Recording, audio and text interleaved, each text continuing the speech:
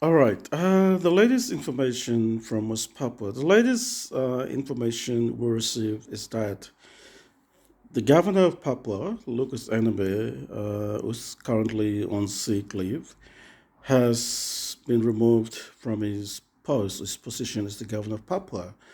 Uh, the Indonesian government decided to appoint their own man, Mr. Dance Flazzi, somebody, and without informing Mr. Annenberg and also informing the people of West Papua. So you see, the Governor of Papua, Lucas Annenberg, was is a duly elected governor for Papua. He was elected by the people, so he hasn't made his decision to step down. So how can the Indonesian government appoint their own people to replace him?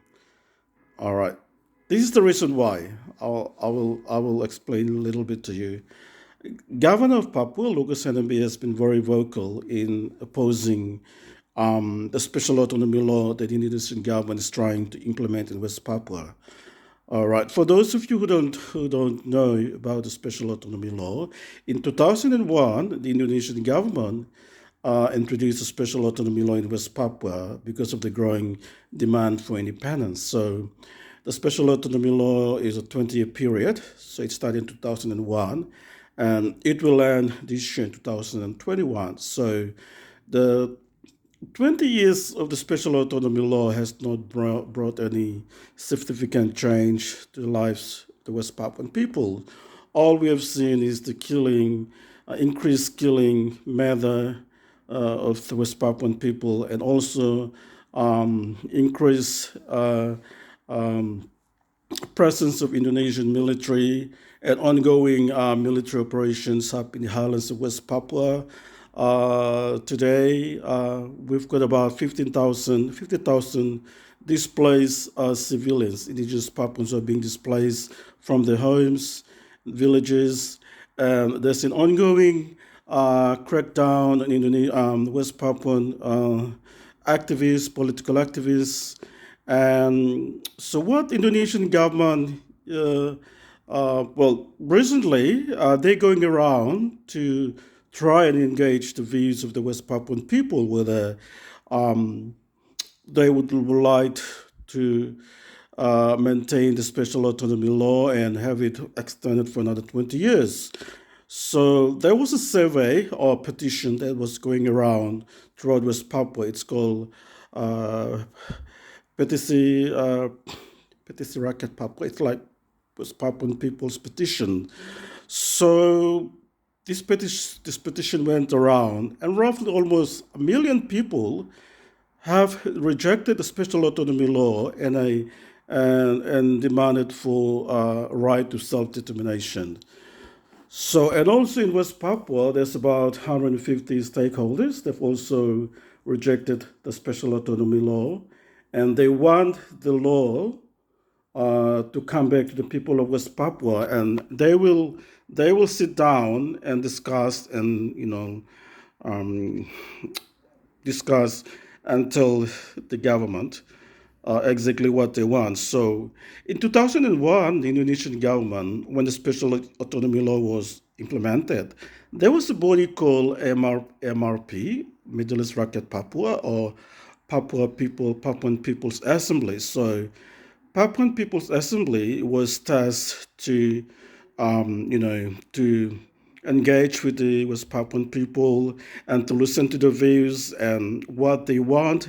Then it will be implemented according to what is was stated in the law. So they are the legally appointed body that will listen to the people of West Papua, and then whatever issues and concerns that they have, they will raise it with the local um, parliament in West Papua, and from there it will be sent, well, taken over to Jakarta. So what we are seeing now, the Indonesian government have actually bypassed MRP, or Papuan People's Assembly, and have actually drafted this law, the special autonomy law, that's the one I'm talking about. So without even consulting our people, the people of West Papua, what they want. They've actually appointed their own people to draft this law. Again, those people who are involved in drafting this law, they are people like who are more or less like pro Jakarta. So they would listen more to what Jakarta wants and not what the people of West Papua want. So what we're seeing now is there's a sort of a difference in opinions because a lot of, as we go back again, 100 over 100 stakeholders in West Papua have rejected the laws. So, uh, uh, and again, the central government in Jakarta, they're going again in the parliament in Jakarta debating about these issues without even taking into considerations the concerns raised by the people of West Papua. As we have all know now, over 150 stakeholders, so let's say over 100 stakeholders in West Papua. These include the women, the churches, the youths, the political elites, and all the the NGOs. They've actually voiced and raised the concern, and they've actually rejected the special autonomy laws. So what we have seen recently now, and also last month, I don't know if you guys have heard of it. The deputy governor of Papua, Clementina, was killed. Well, mysteriously, we don't know what actually happened, how he died in an hospital bed in Jakarta. So the current governor, Lucas Enembe, is also very sick, and he's gone to seek South medical help treatment in somewhere in Singapore.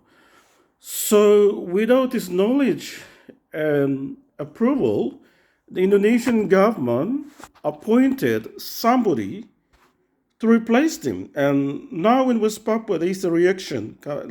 People are not happy, and they are planning to have mass protests and rallies, and there's a possibility of bloodshed throughout West Papua. So we are very concerned, and we are appealing to the international community, international governments, and leaders in our region to take this issue very seriously. What we are seeing now, the Indonesian government is not like listening to the wish of the West Papuan people. They are going against their own laws. For example, when the Special Autonomy Law was introduced, it clearly states on Article 77 of the Special Autonomy Law, it says that the people of West Papua, well, the civilians, they will be the one that will make the decision on whether, after the Special Autonomy Law ends in 2001, they will be the one that make the decision whether they want to extend the Special Autonomy Law or they want something else. So what we're seeing now, Indonesian government is not complying to the law. They've actually violated the law without consulting MRP. Like I've said earlier on, MRP is the body that was duly elected, established during the implementation of the Special Autonomy Law. They will be the one that will consult the people of West Papua. But this is not the case. What we're seeing now is Jakarta bypassing this duly elected body, and they are implementing the Special Autonomy Law again in Jakarta without Papuans involving in it.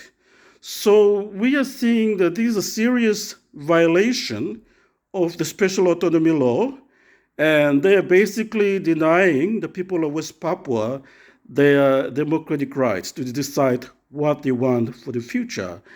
And we are very concerned now, and with the latest information that we've seen, the Indonesian government has failed the people of West Papua. What we've seen now, they've decided to remove the duly elected governor of Papua, Mr. Lucas Enembe, and replaced him with their own man. So what's going to happen is that because they fear that if Mr. Lucas Enembe is still in power, or if he is still the governor of Papua, he won't approve the failed Special Autonomy Law.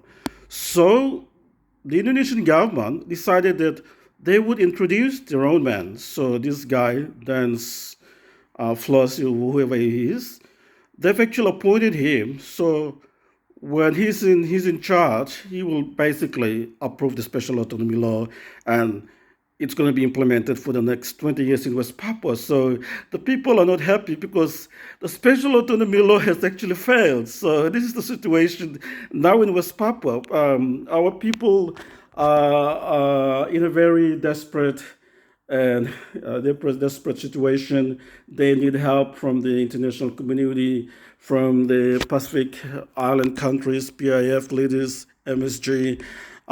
We want the support from everyone, especially our leaders in the region, to take this matter to UN. What we're seeing now is Indonesia has actually violated these laws, especially Article 77 of the Special Autonomy Law, where it says only the people of West Papua, through MRP or the Papuan People Assembly, will make the decision on whether to continue with the special autonomy law, or they will have something in the mind. So what we have seen now is Jakarta has basically violated the law. So if they've actually gone ahead and making decisions without even consulting the people of West Papua, and we are very concerned with that. And this coming week, we might see rallies. We might see there will be protest rallies across West Papua because the governor has been removed from the office, and this is again against the Indonesian government has violated Article 77 on the Special Autonomy Law, especially, the governor of Papua, Lucas Enembe, is a duly elected governor for Papua. And he will be the one that make the decision whether he wants to step down or he wants to continue as a governor. But he never made the decision. So the government in Jakarta, just went ahead and removed him from the office, from the power. So the people in Southwest Papua are not very happy about it. So we're expecting mass demonstration, possibly bloodshed throughout West Papua. And we are appealing to the international community, UN especially, to take this matter very seriously and to put more pressure on Indonesia to have access to West Papua immediately, because the lives of our people are in great danger right now as we speak. And yeah, basically this is the latest on West Papua, and I will be updating and keeping you all posted in the coming weeks. Thank you.